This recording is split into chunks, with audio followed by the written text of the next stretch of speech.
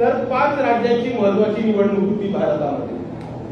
आसाम, पश्चिम बंगाल, केरळ, तमिळनाडू आणि पॉंडिचेरी. आणि आजचा जर निकाल आपण बघितला असेल तर आजच्या निकालाला आपल्याला एक गोष्ट प्रामुख्याने दिसते की काँग्रेस ही भाजपची बी टीम म्हणून काम करते आणि भाजप जर जिंकते तर फक्त आणि फक्त काँग्रेस त्यांचं संरक्षण करतं आणि पाठराखण करतं. आपण जर पश्चिम बंगालचा निकाल बघितला असेल तर पश्चिम बंगालमध्ये ममता बॅनर्जी हे 25 वर्ष सत्तेमध्ये होते.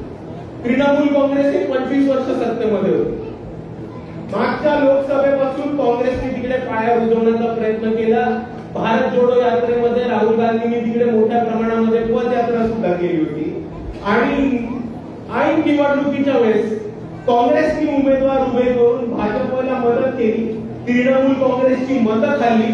तृणमूल काँग्रेसची मतं खाऊन भाजपला ज्या राज्यामध्ये आतापर्यंत भाजपचा 1 किंवा 2 खासदार पण नव्हते निवडून येत त्या राज्यामध्ये काँग्रेसनी भाजपची सत्ता स्थापन करायला मदत केली. आणि म्हणून मी म्हणतो की काँग्रेस ही भाजपची युती.